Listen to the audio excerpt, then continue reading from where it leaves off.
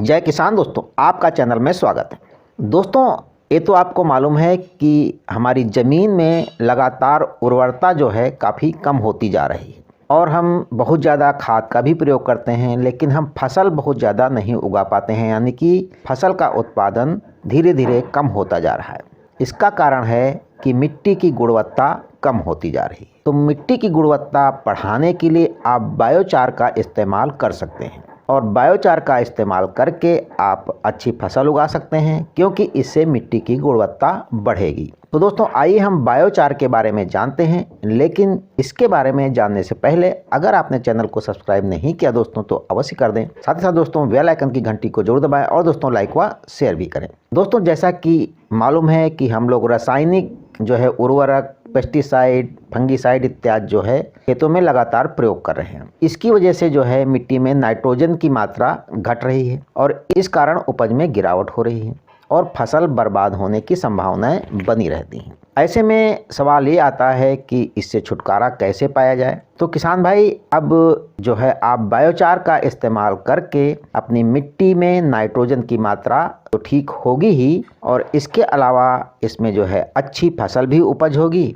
तो दोस्तों, अब हम जानते हैं बायोचार के बारे में। तो बायोचार के बारे में जानने के लिए हमें कुछ बिंदुओं पर ध्यान रखना है। सबसे पहले हम जानेंगे इसका उद्देश्य क्या है, और फिर बायोचार है क्या और इसे कैसे बनाया जाता है, और इसके बाद जानेंगे बायोचार को कितना डालना चाहिए हमें खेतों में, और फिर जानेंगे मिट्टी में बायोचार कितने समय तक रह सकता है, यानी कि कितने समय तक काम करता है। दुनिया भर में बायोचार का इस्तेमाल कैसे कर रहे हैं लोग, और फिर अंत में जानेंगे बायोचार की विशेषताएं। तो दोस्तों, हम एक एक हर बिंदु पर शुरू करते हैं। तो सबसे पहले है इसका उद्देश्य क्या है दोस्तों। तो बायोचार कार्बन का एक स्थिर रूप है और मिट्टी में हजारों वर्षों तक रह सकता है।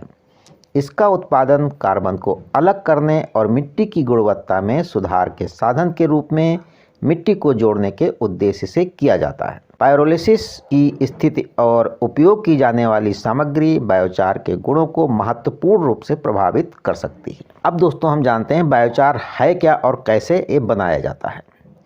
बायोचार सिर्फ बायोमास से बना लकड़ी का कोयला है, जो कि पौधों की सामग्री और कृषि अपशिष्ट है।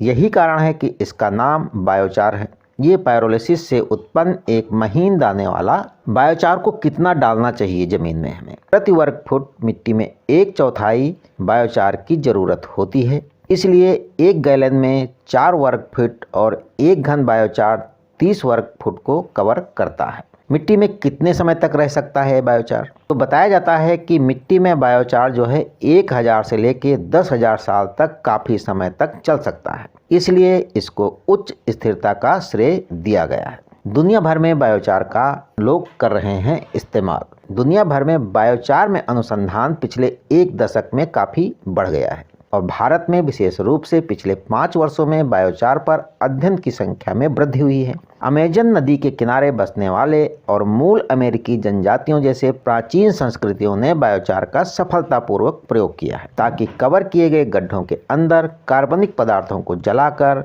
मिट्टी की उर्वरता में सुधार किया जा सके। दोस्तों, अब हम जानते हैं अंत में कि बायोचार की विशेषताएं क्या हैं।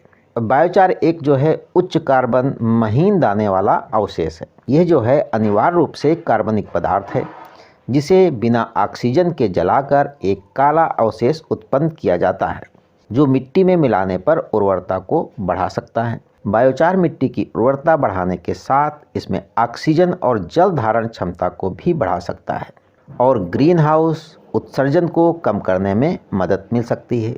ये प्रक्रिया कार्बन को स्टोर या सीक्वेंस करने में भी मदद करती है। इस प्रकार प्रदूषण को कम करने में मदद करती है। तो दोस्तों, ये जानकारी हमने कृषि जागरण से ली है और मुझे आशा है कि इस बायोचार से जो है हमारे किसान भाइयों को फ़ायदा होगा। लेकिन दोस्तों, अभी तक आपने अगर चैनल को सब्सक्राइब नहीं किया है तो अवश्य कर दें। साथ ही साथ दोस्तों लाइक व शेयर भी करें। जय किसान दोस्तों।